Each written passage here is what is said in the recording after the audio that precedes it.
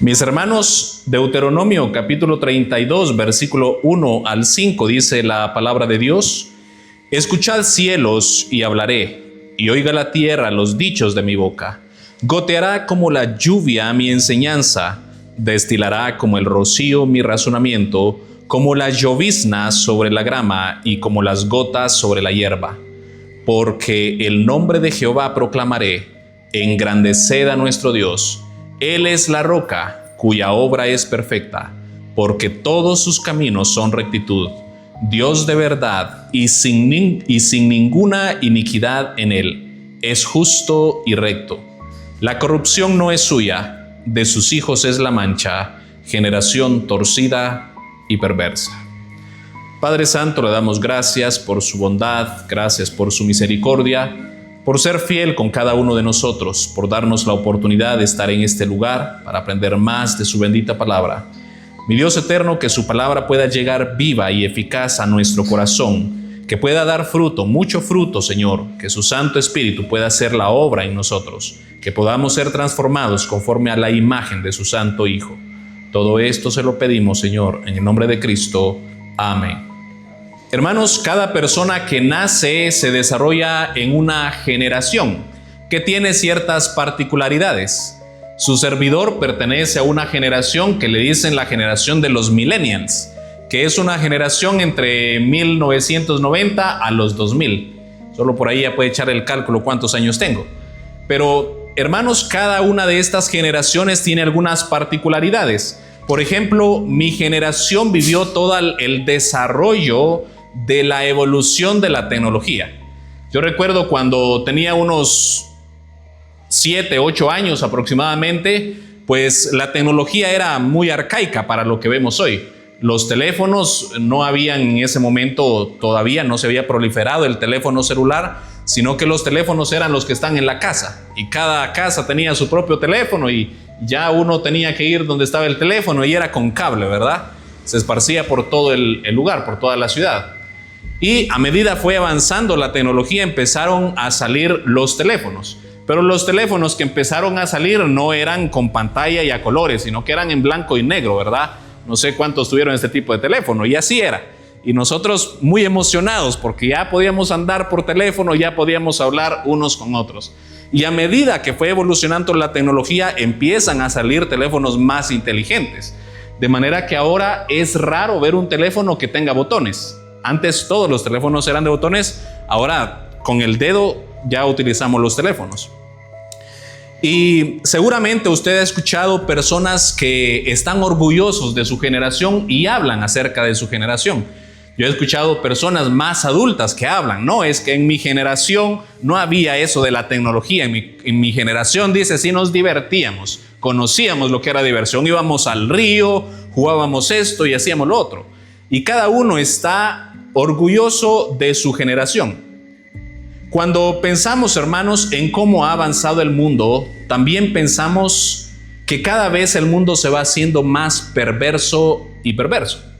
Pensamos que a medida que van pasando los años, la perversión del mundo va creciendo y creciendo de manera acelerada. Una cosa es cierto, el ser humano siempre ha sido malo y siempre ha sido perverso.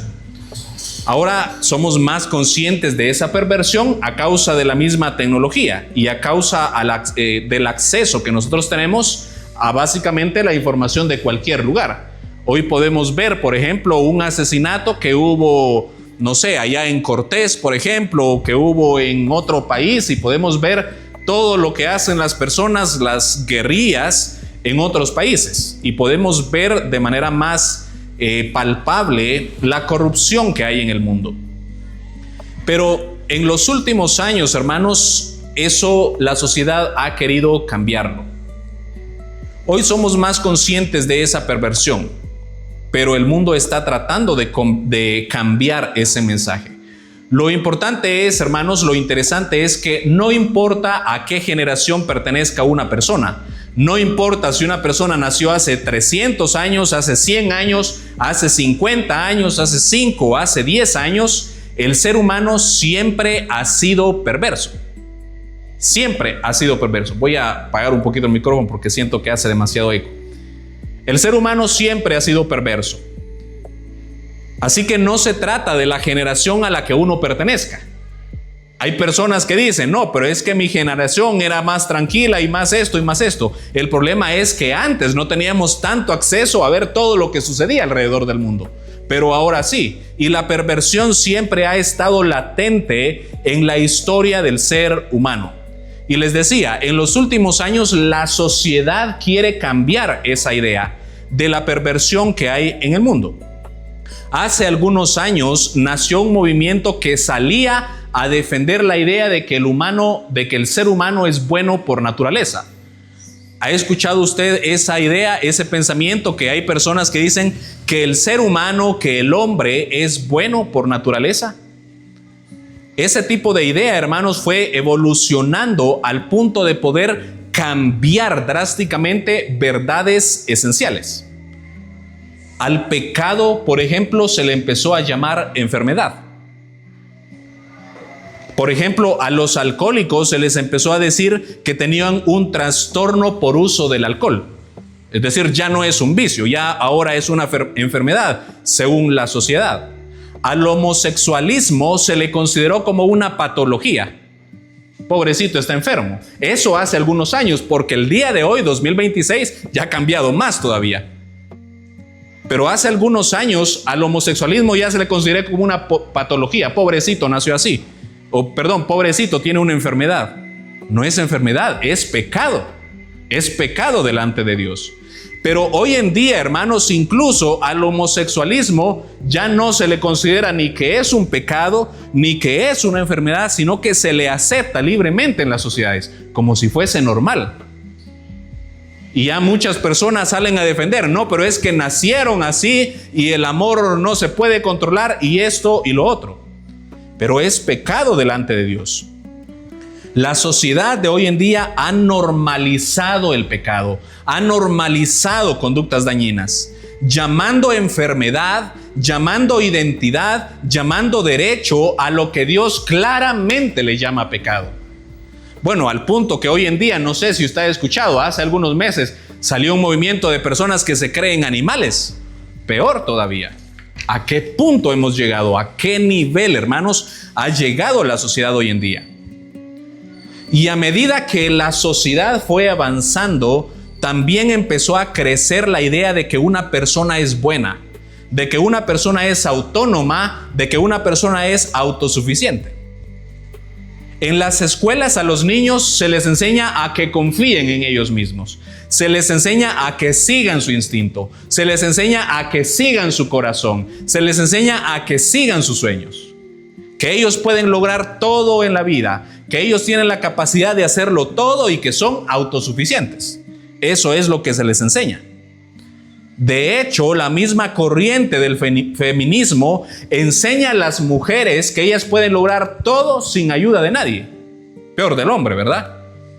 Que no necesitan al hombre ni a nadie para lograr lo que ellas quieran. Y hoy en día, hermanos, vivimos en una sociedad del yo puedo. Vivimos en una sociedad del yo soy suficiente.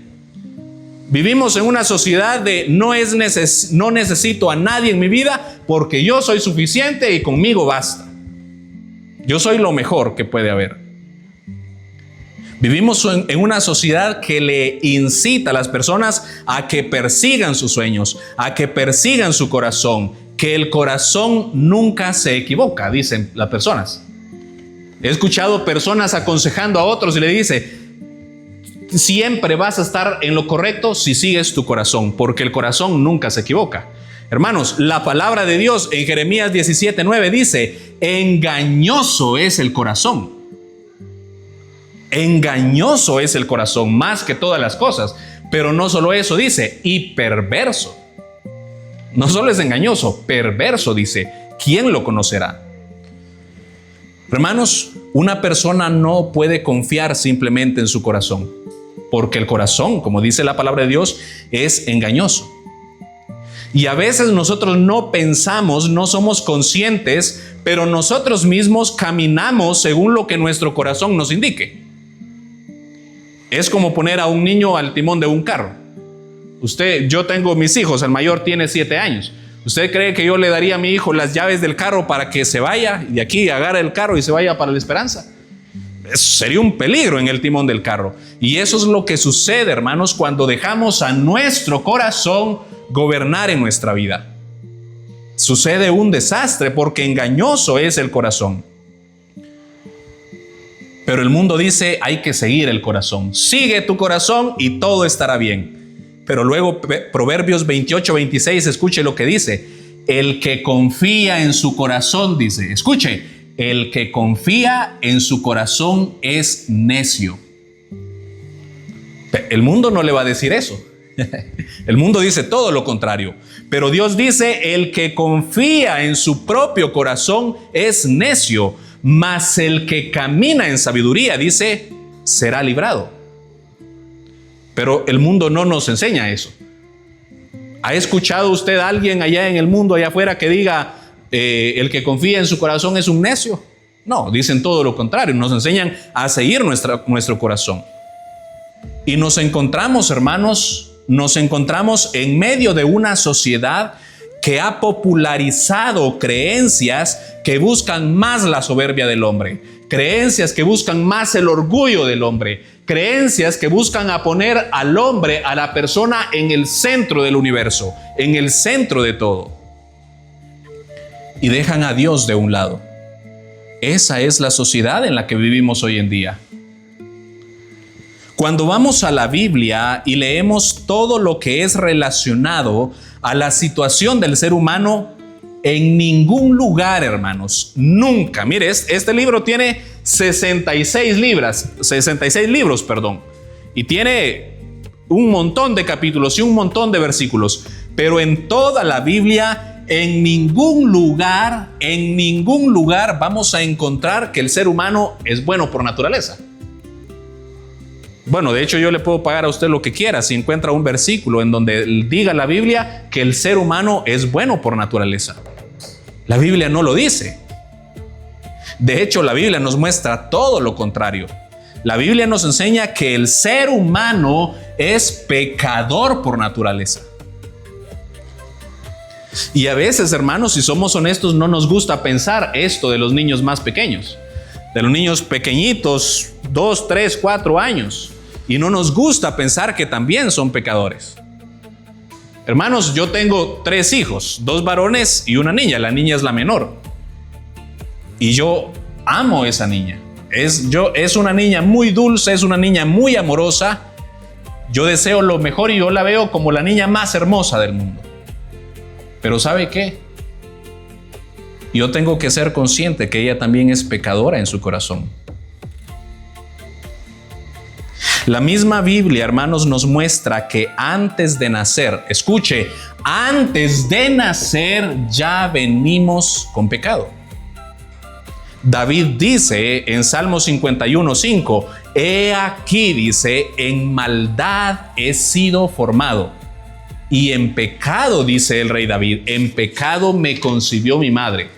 Lo que está diciendo David es, aún antes de yo nacer, aún antes de que mi madre me diera luz, aún en el vientre de mi madre, aún en el momento en que yo fui concebido, ya estaba el pecado ahí. Hermanos, el pecado no bajó a nuestro corazón cuando crecimos. El pecado no bajó a nuestro corazón cuando empezamos a tener uso de razón. Hay personas, se popularizó una creencia que decía, el ser humano es bueno por naturaleza, pero es la sociedad la que lo corrompe. No, hermanos, el ser humano es malo por naturaleza y más bien él es el que corrompe a la sociedad. A veces hay padres, hermanos, que cuidan a sus hijos para que no se junten con gavías, para que no se junten con malas influencias, pero a veces no nos damos cuenta que nuestros mismos hijos son la mala influencia. ¿Por qué? Porque ya hay pecado en su corazón. Ahora, cuando estamos pequeños, empezamos a ser conscientes de nuestro pecado ya cuando empezamos a tener uso de razón. Porque el niño de 2 años pequeñito está peleando, está agarrando, haciendo algo indebido y usted le dice, no toque. Y se queda así mirando, ¿qué pasó? qué me está diciendo esto? Porque todavía no es consciente de su pecado, pero ya lo tiene en su corazón. Ya lo tiene en su corazón. Y en el libro que leímos, hermanos, en Deuteronomio capítulo 32, el versículo 5, primero nos recalca que en Dios no hay corrupción, en Dios no hay maldad, en Dios no hay pecado. Pero también nos recuerda que del ser humano, de nosotros es la mancha. Y mire que dice al final el versículo 5, generación, dice, torcida y perversa. En Génesis 8:21 dijo Dios que el intento del corazón del hombre es malo desde su juventud. Hermanos, todo ser humano, toda persona, todo niño, todo joven, todo adulto, todo anciano tiene pecado en su corazón. Como seres humanos, aún como creyentes, hermanos, nos encontramos en una situación trágica, ya que aún siendo cristianos, mis hermanos, nuestro corazón sigue siendo inclinado al pecado. Con los hermanos que hemos estado en el discipulado, hemos visto que aún siendo creyentes, conservamos nuestra naturaleza pecaminosa. Ahora tenemos dos naturalezas, la nueva naturaleza en Cristo, pero también la vieja naturaleza. En el versículo 5 del capítulo 32, este forma parte de un cántico que Josué y Moisés enseñaron a Israel. Este pasaje que leímos forma parte de un canto que Moisés y Josué le enseñaron a todo el pueblo. ¿En qué momento le enseñaron este cántico al pueblo? Antes de entrar a la tierra prometida. Ahora, este punto, hermanos, es algo interesante porque este canto era también en cierto sentido una profecía de Dios para con Israel.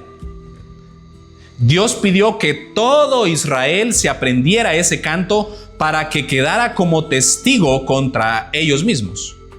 ¿Sabe por qué? Porque antes de que Dios los entrara a la tierra prometida, Dios ya sabía, Dios ya tenía conocimiento que el pueblo se iba a pervertir, que el pueblo se iba a ir detrás de dioses ajenos.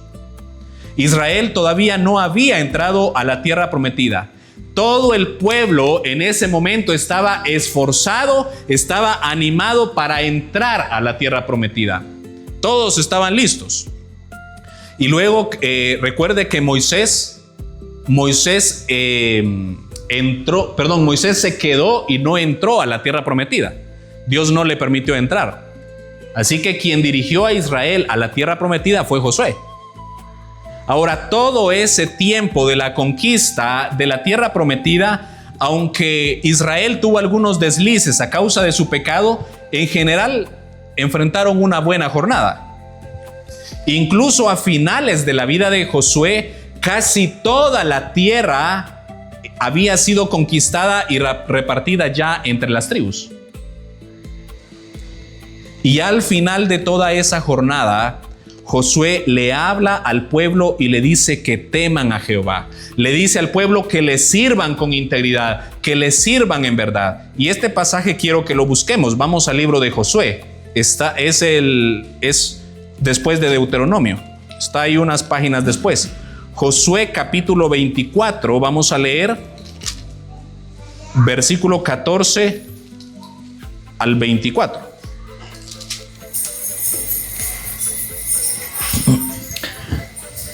Pongo un poco de contexto. En este momento está Josué ya en los últimos años de su vida. Casi toda la tierra ha sido conquistada. Ya la mayoría de la tierra ha sido repartida. Y Josué, ya siendo un anciano, le está dando como los últimos consejos al pueblo antes de morir. Dice del versículo 14. Aquí está hablando Josué. Ahora dice, pues temed a Jehová y servidle con integridad y en verdad, y quitad de entre vosotros los dioses de los cuales sirvieron vuestros padres al otro lado del río y en Egipto, y servid a Jehová, dice. Y mire el 15.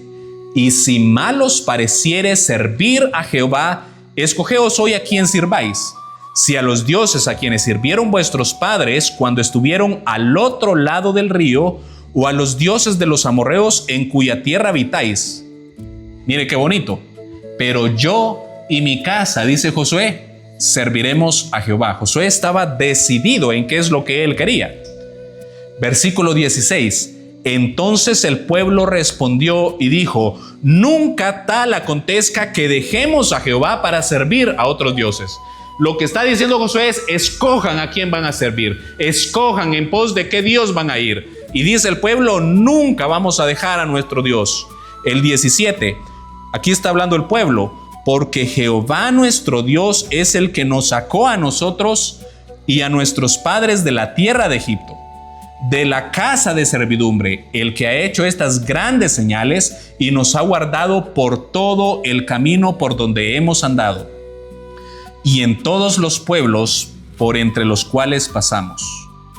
Luego vamos al versículo 20, vuelve a hablar Josué: si dejareis a Jehová y sirviereis a dioses ajenos, él se volverá y os hará mal, y os consumirá después de que os ha hecho bien. El pueblo entonces dijo a Josué, mire, el pueblo aparentemente está decidido. El pueblo dijo a Josué: no, sino, ¿qué dice? Que a Jehová serviremos.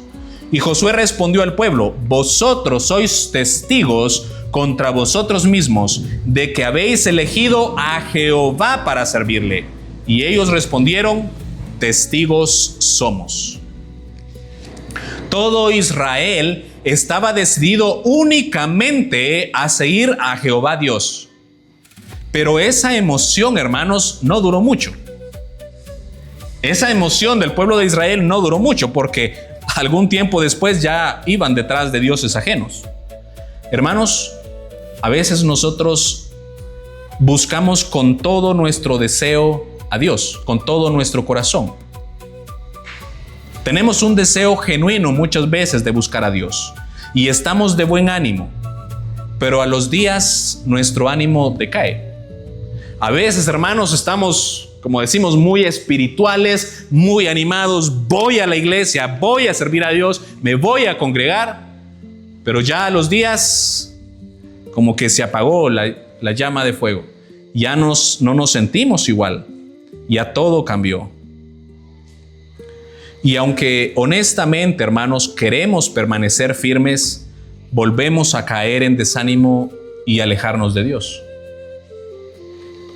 Es lo que pasó. El pueblo de Israel cayó. Vamos a ver Jueces. Jueces está un libro después de Josué. Es el siguiente después de Josué. Jueces, capítulo 2. Sí recuerda qué fue lo que pasó, ¿verdad? Josué en los últimos días dice: escojan a quién van a servir. ¿Qué hizo todo el pueblo? Todo el pueblo dijo: vamos a seguir a Jehová Dios. Y mire, Jueces, capítulo 2, versículos 6 al 10. Porque ya Josué, dice, había despedido al pueblo y los hijos de Israel se habían ido cada uno a su heredad para poseerla. Y el pueblo, mire, y el pueblo había servido a Jehová todo el tiempo de Josué y todo el tiempo de los ancianos que sobrevivieron a Josué, los cuales habían visto todas las grandes obras de Jehová que él había hecho por Israel. Pero murió Josué, hijo de Nun, siervo de Jehová, siendo de 110 años, y lo sepultaron en su heredad en Timnat Sera, en el monte de Efraín, al norte del monte de Gaas. Y toda aquella generación también fue reunida a sus padres. Mire qué dice: y se levantó después de ellos otra generación que no conocía a Jehová ni la obra que él había hecho por Israel. Se levantó una generación que ya no conocía a Jehová. Generación que decía el cántico, recuerda del versículo 5, generación torcida y perversa. ¿Cuál fue la razón de que se volvieran una generación torcida y perversa? ¿Cuál fue la razón de que se volvieran y empezaran a hacer lo que bien les parecía a ellos? ¿Cuál fue la razón de que se olvidaron de Jehová? porque se alejaron de Dios. Esa fue la razón. Ellos se alejaron de Dios. Hermanos, cuando usted más se aleja de Dios, más difícil se van a poner las cosas. Cuando una persona más se aleja de Dios, más torcidos van a ser sus caminos. Cuando vamos detrás de nuestro corazón, más torcidos van a ser nuestros caminos. Porque el ídolo más grande que muchos tenemos no es el trabajo. El ídolo más grande que muchos tenemos no es la familia, no son los hijos. El ídolo más grande que muchos tenemos ni siquiera es el dinero. El ídolo más grande que muchos tenemos es nuestro propio corazón. Hermanos, esa generación que no conocía a Jehová, no es que nunca habían escuchado de Él. Cuando la Biblia dice que se levantó una generación que no conocía a Jehová, no quiere decir que era una generación que ya no sabía nada de Jehová, no sabía nada de quién era Dios y no sabía nada. Es que para ellos los cultos y las ceremonias solo eran una simple religión. Ya no había una comunión realmente. Primera de Reyes 18:21 dijo Elías a todo el pueblo: ¿hasta cuándo claudicaréis vosotros entre dos pensamientos? Si Jehová es Dios, seguidle, y si Baal, id en pos de él. Hermanos, el problema no es que no sabían nada de Jehová. El problema no es que nunca habían escuchado del Dios de Israel. El problema es que no había un temor real en el corazón de ellos. El problema es que sencillamente vivían una religión vacía. El problema es que no había un conocimiento real de Dios. Yo le pregunto en esta tarde, ¿está usted viviendo una religión? ¿Vive usted pensando que si tiene temor de Dios, vive usted pensando que sí es cristiano? ¿Vive usted pensando que sí es un hijo de Dios? Pero en muchos de nosotros, hermanos, la realidad es que lo único que hay en nuestro corazón es una religión vacía. Venimos a la iglesia cuando queremos y nos sentimos bien. Servimos a Dios cuando queremos y nos sentimos bien. Oramos y leemos la Biblia cuando queremos y nos sentimos bien. Pero una religión vacía es lo que hay en nuestro corazón. Sí escuchamos a Dios, sí nos gusta venir a la iglesia, sí hacemos tantas cosas, pero no hay un conocimiento real de Dios. No conocemos realmente a Dios. Vivimos una religión que no tiene poder alguno. Hermanos, vivimos una religión vacía. Vivimos una religión que no transforma el corazón. Vivimos una religión que simplemente es por tradición. Mis hermanos, la religión es como una burbuja. La religión es como una burbuja que le promete la vida eterna. Le dice que si usted va a la iglesia, que si cumple las reglas, que si cumple los ritos, va a ir al cielo. Primera de Pedro 1:18 dice: sabiendo que fuisteis rescatados de vuestra manera de vivir, la cual recibisteis de vuestros padres, no con cosas corruptibles, no cumpliendo reglas, no cumpliendo la ley, sino con la preciosa sangre de Cristo, como de un cordero sin mancha y sin contaminación. Hermanos, esa sangre, esa preciosa sangre es la que tiene poder para salvarnos. No es la religión. No es la religión. No es venir por tradición. No es sentarnos a escuchar simplemente. Es la bendita sangre del cordero sin mancha. La burbuja de la religión, mis hermanos, la burbuja de la religión tarde o temprano va a reventar. Y quienes estén dentro de esa burbuja van a sufrir. Pero el que está en Cristo Jesús, hermanos, permanecerá para siempre. Dijo Cristo: yo les doy vida eterna y no perecerán jamás, ni nadie las arrebatará de mi mano. Hablando de sus ovejas, hablando de sus hijos. Salvados por la sangre de Cristo, no porque seguimos una religión, no porque seguimos una iglesia, no porque seguimos un hombre o un grupo de hombres. Vamos a Isaías capítulo 29.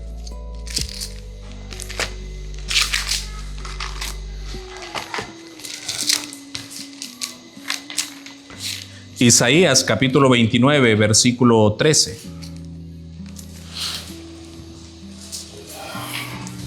Hermanos, esto es lo que representa la religión delante de Dios. Isaías 29, 13, dice la palabra: dice pues el Señor, porque este pueblo se acerca a mí con su boca y con sus labios me honra, dice. Mire, pero su corazón está lejos de mí, y su temor de mí no es más que un mandamiento de hombres que les ha sido enseñado. Hermano, una persona puede hacer tantas cosas en el nombre de Cristo y aún así su corazón estar muy lejos de Cristo. La parte quizás más fuerte para mí es cuando dice: y su temor de mí no es más que un mandamiento de hombres que les ha sido enseñado. Hermanos, qué peligroso es hacer las cosas para Dios por simple costumbre o tradición. Porque nuestro temor a Dios, entre comillas, muchas veces es simplemente eso, una costumbre, una tradición, algo que nos enseñaron en la iglesia, o algo que nos enseñaron en la casa, o algo que un hombre nos enseñó y que vamos atrás de lo que nos han enseñado, pero no porque realmente hemos conocido a Cristo Jesús. El corazón del hombre religioso, el corazón de la mujer religiosa está seco. La palabra viva de Dios le es molesta. Hermanos, al corazón religioso, la exposición viva de la palabra de Dios le molesta. ¿Sabe que lo mismo pasó con Israel? Ahí mismo en Isaías capítulo 30. Veamos qué dice. Isaías capítulo 30, versículo 9 al 11. Dice: porque este pueblo es rebelde, hijos mentirosos, hijos que no quisieron oír la ley de Jehová, que dicen a los videntes: no veáis, y a los profetas: no nos profeticéis lo recto. Decidnos cosas halagüeñas, profetizad mentiras, dejad el camino, apartaos de la senda, quitad de nuestra presencia al Santo de Israel. Hermanos, quizás nosotros no digamos esto abiertamente, pero el hombre religioso, la mujer religiosa, esto es lo que piensa. La persona religiosa piensa: no queremos que se nos hable de pecado, no queremos que se nos hable de arrepentimiento. Por eso, hermanos, por eso las iglesias en donde se predica la prosperidad están llenas, porque allá no se predica de pecado, allá no se predica de arrepentimiento, se predica de dinero. Hermanos, las iglesias en donde se hacen conciertos están repletas, están llenas. Las iglesias que hablan de superación, las iglesias que hablan de motivación están llenas. ¿Por qué? Porque las personas lo que están diciendo en su corazón es: háblennos cosas positivas, dígannos cosas que a nosotros nos gusta. Predíquennos mentiras, decía el pueblo de Israel. Y eso es lo que hace el religioso. Dice en su corazón: predíquennos mentiras, dejen el camino de Dios, quiten de nuestra presencia la sana doctrina. Cuanto más cerca un hombre o una mujer esté de Dios, más claros van a ser sus caminos y más limpio va a ser su pecado. Cuanto más cerca esté de Dios. Amigo mío, hermano, Dios quiere que usted reconozca las tinieblas de su corazón. Dios quiere que usted reconozca la tiniebla de su corazón. No piense que usted es un hombre bueno. No piense que usted es una mujer buena. No piense que usted es una persona moralmente recta. No piense que usted es una persona moralmente correcta. Dios quiere que usted reconozca las tinieblas que hay en su corazón, porque somos como el pueblo de Israel, que gritaba y juraba y decía: solamente seguiremos a Jehová, solo a Él le serviremos. Testigos somos nosotros de que solo en pos de Él iremos. Pero ¿cómo fue un tiempo después? ¿Cómo fue con la generación siguiente? Y nosotros al día siguiente ya estamos caminando detrás del pecado de nuestro corazón. Jeremías 16:17 dice: porque mis ojos están sobre sus caminos, los cuales no se me ocultaron, ni su maldad se esconde de la presencia de mis ojos. No hay pecado, mis hermanos, no hay pecado que se pueda esconder delante del corazón, delante de Dios. Hay un pasaje en la Biblia, creo que es un salmo, si no me equivoco, que dice que el hombre adúltero piensa que nunca lo van a descubrir. Dice que duerme tranquilo y se levanta al siguiente día y sigue su adulterio, y dice que piensa que nunca lo van a descubrir. Nosotros podemos esconder el pecado detrás de cualquier persona. Nosotros podemos esconder el pecado a los ojos de nuestra familia.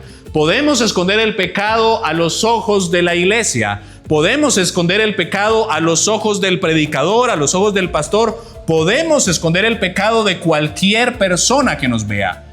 Pero delante de Dios nada puede esconderse. Delante de Dios, el pecado nuestro, Dios lo ve, dice la palabra, como la luz del mediodía. Así ve nuestro pecado, tan expuesto. Muchos buscamos escondernos de otras personas.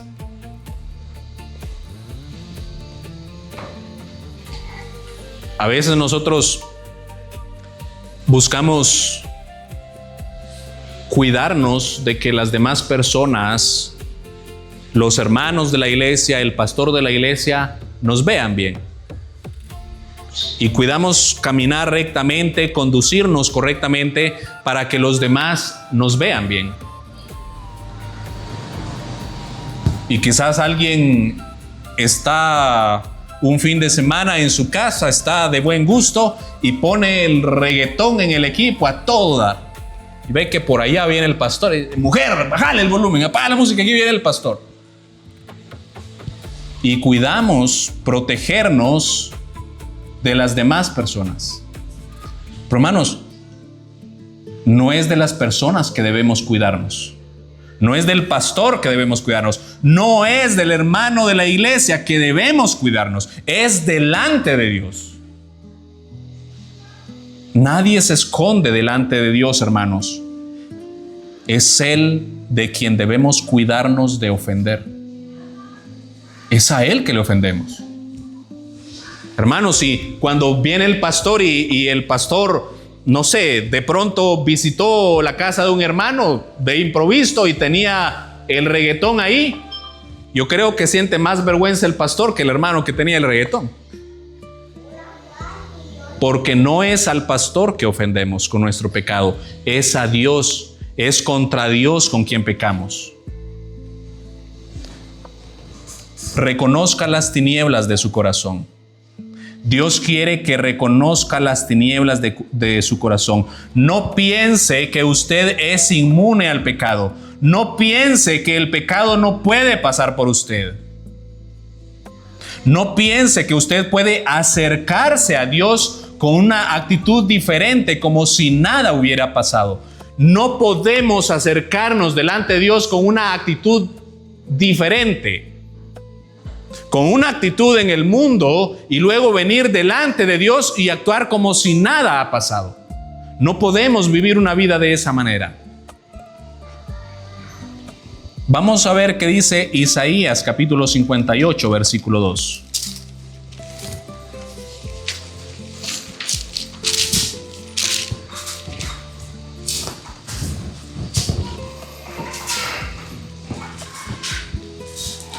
En Isaías capítulo 58, versículo 2, Dios está reclamándole al pueblo y le está diciendo: ustedes que me buscan cada día y quieren saber mis caminos, como gente que hubiese hecho justicia y que no hubiese dejado la ley de su Dios, me piden justos juicios y quieren acercarse a Dios. Y la gente se acerca a Dios como que si nada hubiese pasado, pero vive en su día a día, vive en su vida llena de pecado, llena de maldad. Miren lo que dice el versículo 3. ¿Por qué dicen ayunamos y no hiciste caso? Humillamos nuestras almas y no te diste por entendido. He aquí que en el día de vuestro ayuno buscáis vuestro propio gusto y oprimís a todos vuestros trabajadores. He aquí que para contiendas y debates ayunáis, y para herir con el puño inicuamente. No ayunéis como hoy, para que vuestra voz sea oída en lo alto. Dios está pidiendo que reconozcamos las tinieblas de nuestro corazón. Dios les está reclamando aquí al pueblo de Israel que dicen buscarle a Él, pero no son conscientes de su pecado. Hermanos, el pecado es una carcoma, el pecado es un cáncer en la vida del hombre, en la vida del creyente, que penetra en lo más profundo, en la médula. Si yo creo que soy una persona buena, si yo creo que soy una persona que camina rectamente, si yo creo que soy una persona justa, ¿cómo Dios va a cambiar mi vida? Si creo que no hay nada malo en mí.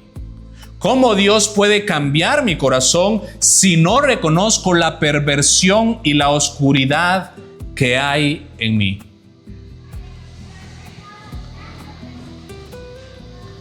Yo quiero que usted se haga una pregunta, mis hermanos, y hágasela delante de Dios. Yo no tengo nada que saber. Es una pregunta que usted debe hacerse delante de Dios. ¿Reconoce usted las tinieblas que hay en su corazón? ¿Reconoce usted la oscuridad que hay en su corazón? Dice la palabra de Dios, el versículo que leímos, de sus hijos es la mancha. Generación perversa, generación torcida. Si yo no creo que hay mancha en mi vida, si yo no creo que hay oscuridad, que hay tinieblas en mi vida, ¿cómo Dios puede trabajar en mi vida? Pero hermanos, si usted en este momento usted está pensando en las manchas, en las tinieblas, en la oscuridad que hay en su vida, Dios sí puede trabajar en su corazón. Dios puede trabajar en su corazón. Mire el capítulo 50 de Isaías. Capítulo 50, versículo 10. Mire, dice: ¿quién hay entre vosotros que teme a Jehová y oye la voz de su siervo? Mire lo que dice: el que anda en tinieblas y carece de luz, confíe en el nombre de Jehová y apóyese en su Dios. Mis hermanos, una de las cosas para mí que más sorprendente es del Espíritu Santo, una de las cosas que personalmente más me admiran del Espíritu Santo es cómo el Espíritu Santo puede crear en nosotros conciencia de pecado.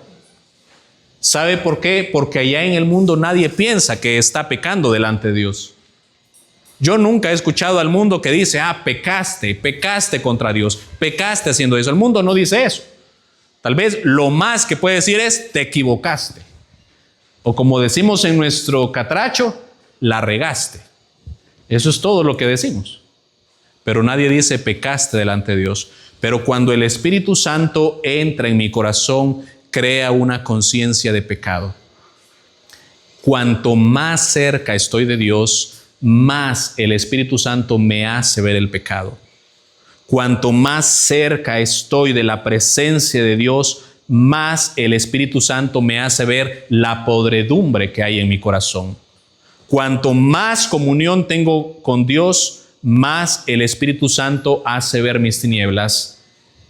Y en mi corazón, mis hermanos, lo que hay es dolor. En mi corazón lo que hay es tristeza. En mi corazón lo que hay es angustia. Señor, ¿cómo puedo pecar delante de ti?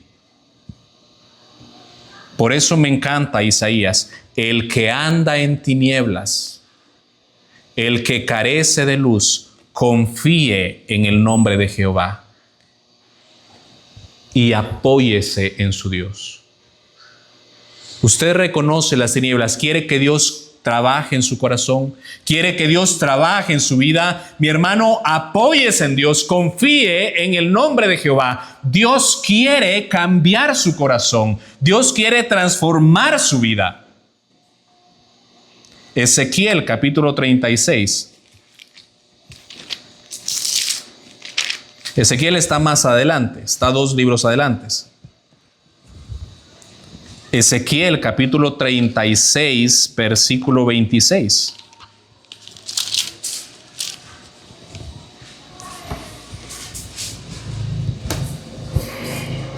Dice la palabra de Dios: os daré corazón nuevo y pondré espíritu nuevo dentro de vosotros, y quitaré de vuestra carne el corazón de piedra, y os daré, ¿qué dice? Un corazón de carne.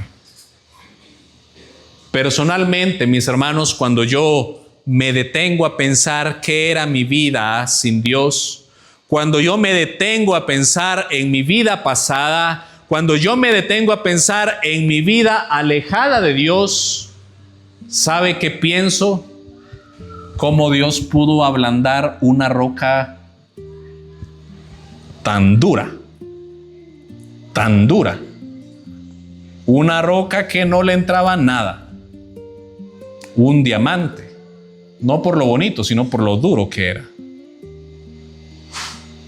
Y dice Dios: y les daré un corazón de carne. Reconozca sus tinieblas delante de Dios.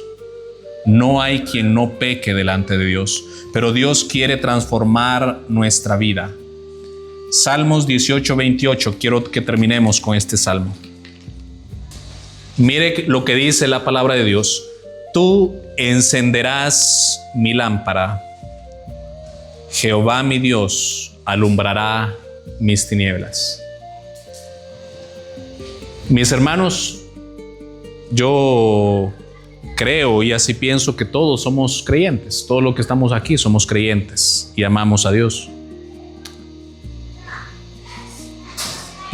Pero una de las cosas que más me impactó esto, hermanos, es que Dios alumbra nuestra oscuridad. Dios alumbra nuestras mismas tinieblas. Estábamos comentando el sábado pasado en el discipulado que una de las cosas que hace Satanás cuando el Hijo de Dios peca es buscar culparlo de su pecado para alejarlo de Dios. Cuando pecamos, hermanos, 2 cosas suceden cuando pecamos. Número 1, el Espíritu Santo nos da conciencia de pecado y nos llama a arrepentirnos delante de Dios para restaurar nuevamente nuestra comunión con Dios. Esa es una cosa que sucede. Pero ¿sabe qué más sucede? Que el diablo anda atrás de nosotros buscando alejarnos de Dios a causa de nuestro pecado. Y muchas veces nosotros lo hemos sentido. O bueno, yo no sé si usted lo ha sentido, pero yo lo he sentido. En donde caemos en pecado y el diablo, Satanás, está creando ese pensamiento en nuestro corazón y decirnos: pecaste, no mereces estar con Dios. Pecaste, ¿cómo vas a ir a la iglesia con esa cara de hipócrita? Pecaste, ¿cómo te atreves a servir delante de Dios? Pecaste, ¿cómo te atreves a hacer eso? Y muchas veces, mis hermanos, lamentablemente, escuchamos la tentación de Satanás y nos alejamos. Y luego allá Dios va a tratar y nos va a traer de las orejas, porque la Biblia dice que Dios a quien toma por hijo, lo disciplina. Pero hermanos, busquemos a Dios. Y cuando enfrentemos una situación dura, cuando enfrentemos una situación difícil, dice Salmos 18:28, tú encenderás mi lámpara. Jehová mi Dios alumbrará mis tinieblas. Padre Santo, le damos gracias por su bondad. Señor, no somos una generación perfecta. Somos una generación llena de pecados, Señor. Aún siendo creyentes, Padre, esa vieja naturaleza sigue en nuestro corazón y a veces, Señor, vamos en pos de nuestro corazón. Reconocemos nuestras tinieblas delante de usted, Señor. Reconocemos que no somos personas que caminan rectamente. Reconocemos que no somos personas buenas delante de usted. Reconocemos, Padre, que muchas veces, aún siendo sus hijos, fallamos delante de usted. Fallamos delante de usted, Señor. Reconocemos la oscuridad de nuestro corazón. Reconocemos nuestro pecado. Padre Santo, ponemos nuestro corazón, nuestra vida delante de Dios. Alumbre nuestras tinieblas, Señor. Resplandezca sobre nuestra oscuridad. Que no sea nuestro corazón el que tome primer lugar en nuestra vida, que sea su santa y bendita palabra, que sea usted el centro de nuestra vida, que sea usted la cumbre de nuestro corazón, Señor, no nuestros pensamientos, no nuestro corazón, que toda nuestra vida, que toda nuestra voluntad esté rendida ante sus pies.